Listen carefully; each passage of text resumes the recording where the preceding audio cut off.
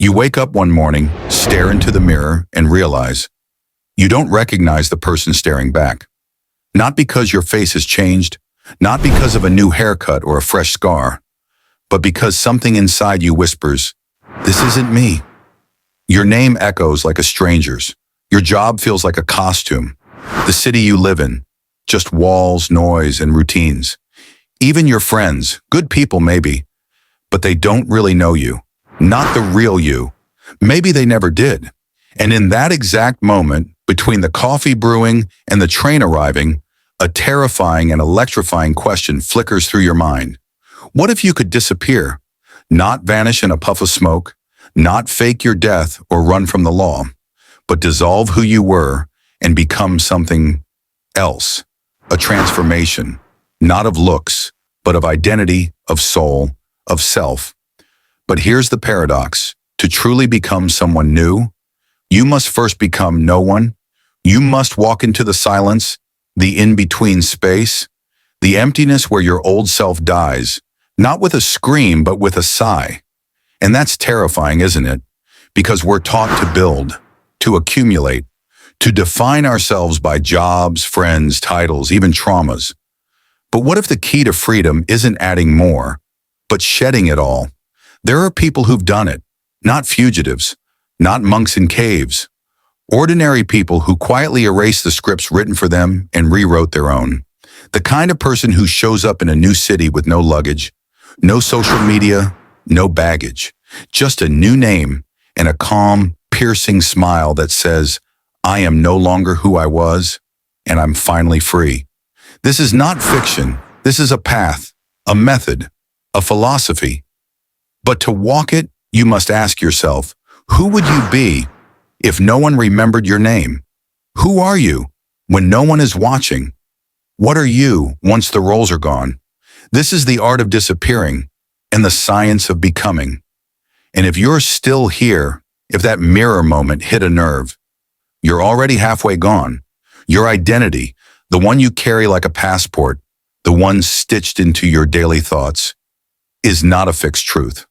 It's a story, a long, tangled narrative written by other people's expectations, your memories, your fears, your wins and wounds. And here's the twist. You didn't write most of it. You were named before you could speak, labeled before you could choose, praised for compliance, punished for deviation, taught what's normal, what's correct, what's successful. Bit by bit, your wild, shapeless essence was dressed in borrowed words. You learned how to walk, talk, smile, sit still, behave, apologize, perform. You became someone, but not because you discovered yourself, because you learned yourself. And anything learned can be unlearned. That's the key to disappearing. You don't run from your life. You erase the fiction that your life depends on. That means questioning everything you've ever called me.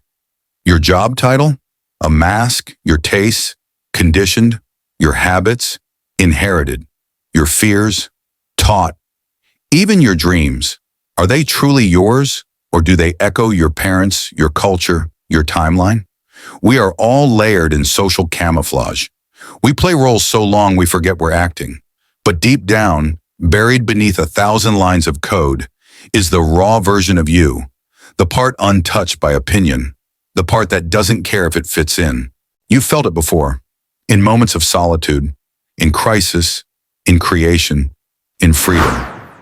That flicker of something real. That's the thread we're pulling on now. But be warned, this process isn't elegant. It's not a self-help weekend. It's more like burning a house to find the foundation. Painful, messy, necessary. You will grieve the false self, because even cages start to feel like home. But to disappear, to truly transform, you must let the story collapse. All of it. Because only in the ashes of the old self can something new emerge. Something undeniably yours. Now that the story has cracked, now that the mirror has been questioned, what comes next is not a theory, it's action. Not loud, not violent, not cinematic, but surgical, precise, real. Disappearing is not about becoming invisible to the world. It's about becoming invisible to the past. Here's how it begins. Step 1. Sever the signals. Stop feeding the system that feeds your false self. Deactivate what does not reflect you. Silence the performance. Stop narrating your life to an audience that doesn't see you. If they knew the real you, would they still applaud? Let the silence answer. Step 2. Purge the patterns. Routines can be rituals or prisons. Change your hours, your habits, your routes. Do unfamiliar things in unfamiliar ways. Your nervous system will scream. That's good. That's the echo of transformation. Walk through the discomfort until you feel nothing. Then keep going. Step 3. Abandon the name. Not legally, not always, but internally. Detach from the name tied to every version of you that was shaped by fear, guilt, and repetition. Say it out loud, then say, "This is not me," and mean it. Step 4. Choose rebirth with intent. You don't become nothing. You become space. And from that space, you design your architecture. New voice, new code, new skin.